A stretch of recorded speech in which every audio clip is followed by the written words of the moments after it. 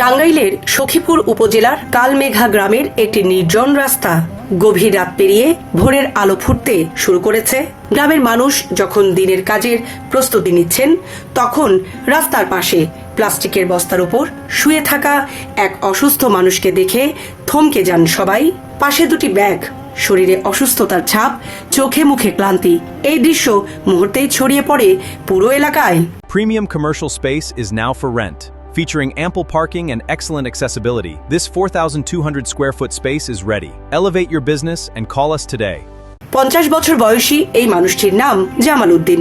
প্রায় এক যুগ প্রবাস জীবন কাটিয়ে কয়েক মাস আগে দেশে ফিরেছেন তিনি। কিন্তু দেশে ফেরার পর যে পরিণতির মুখোমুখি হতে হবে তা হয়তো কখনো কল্পনাও করেননি। স্বজনদের অভিযোগ, স্ত্রী ও সন্তানরা গভীর রাতে তাকে গ্রামের রাস্তার পাশে রেখে চলে যান। যদিও এই অভিযোগ অস্বীকার করেছেন তার ছেলে। ফলে ঘটনার প্রকৃত চিত্র এখনো পুরোপুরি স্পষ্ট নয়। স্থানীয়দের ভাষ্য অনুযায়ী শনিবার রাতের কোনো এক সময় জামাল উদ্দিনকে কালমেঘা গ্রামের পৈতৃক ভিটার পাশের রাস্তায় রেখে যাওয়া হয়। তবে কে বা কারা তাকে সেখানে রেখে গেছেন তা কেউ প্রত্যক্ষ করেননি। এমনকি জামাল উদ্দিন নিজেও এ বিষয়ে কোনো বক্তব্য দেননি। রোববার সকালে স্থানীয় লোকজন তাকে দেখতে পান। কিছুক্ষণ পর বৃষ্টি শুরু হলে তার ভাতিজি ইসমত আরা আর অপেক্ষা করেননি। অসুস্থ চাচাকে নিজের বাড়িতে নিয়ে গিয়ে আশ্রয় দেন। বর্তমানে তিনি সেখানেই অবস্থান করছেন। পরিবারের সদস্যদের দেওয়া তথ্য অনুযায়ী প্রায় 12 বছর আগে জামাল উদ্দিন সখীপুরের কালমেঘা গ্রামের পৈতৃক ভিটা সহ অন্যান্য সম্পত্তি তার বোনের জামাই আব্দুল গফুরের কাছে বিক্রি করেন। এরপর স্ত্রী রিনা আক্তারের সঙ্গে গাজীপুরের শ্রীপুর উপজেলার বাঁশবাড়ি এলাকায় শ্বশুরবাড়িতে বসবাস শুরু করেন। সেখান থেকেই সৌদি আরবে পাড়ি জমান তিনি। সৌদি আরবে দীর্ঘ প্রায় 12 বছর কাটান জামাল উদ্দিন। পরিবার ও স্বজনদের দাবি, বিদেশে উপার্জিত অর্থ নিয়মিত স্ত্রীর কাছেই পাঠাতেন তিনি। কিন্তু প্রায় 3 মাস আগে গুরুতর অসুস্থ হয়ে দেশে ফেরেন। দেশে ফেরার পর থেকে তার শারীরিক অবস্থার অবনতি ঘটে। তিনি স্বাভাবিকভাবে চলাফেরা করতে পারেন না এবং নিয়মিত চিকিৎসার প্রয়োজন হয়।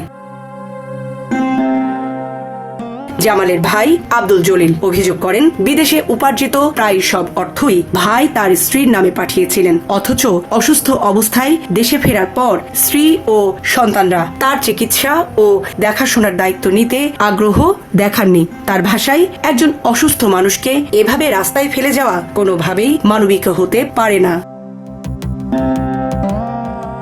অন্যদিকে জামালের ছেলে আবু রায়হান অভিযোগের সঙ্গে একমত নন। তিনি বলেন, সামাজিক যোগাযোগ মাধ্যম থেকেই পুরো বিষয়টি তিনি জানতে পেরেছেন। তার দাবি, মায়ের সঙ্গে তার ব্যক্তিগত সম্পর্কও ভালো নয়। তিনি একটি পোশাক কারখানায় স্বল্প বেতনে চাকরি করেন। তবে বাবার সঙ্গে এমন আচরণ ঠিক হয়নি বলেও মন্তব্য করেন তিনি।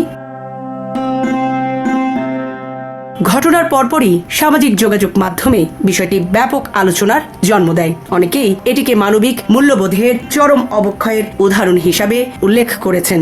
একজন প্রবাসী, যিনি জীবনের দীর্ঘ সময় বিদেশে কাটিয়ে পরিবারকে অর্থনৈতিকভাবে সহযোগিতা করেছেন, তার এমন পরিণতি মানুষকে ব্যথিত করেছে। চাচাকে আশ্রয় দেওয়া ভাতিজি ইসমতারা বলেন, রাস্তায় অসুস্থ অবস্থায় চাচাকে পড়ে থাকতে দেখে তার খুব খারাপ লাগে। তাই কোনো কিছু না ভেবেই তাকে নিজের বাড়িতে নিয়ে এসেছেন।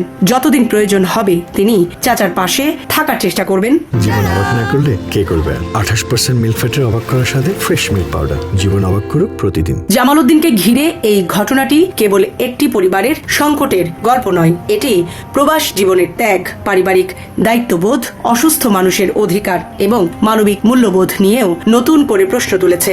তবে অভিযোগগুলো এখনো একতরফা এবং ঘটনাটি সম্পর্কে পূর্ণাঙ্গ সত্য জানতে সংশ্লিষ্ট সব পক্ষের বক্তব্য ও সম্ভাব্য তদন্তের ফলাফলের অপেক্ষা করতে হবে। সামরিনা প্রীতি, ঢাকা এক্সপ্রেস।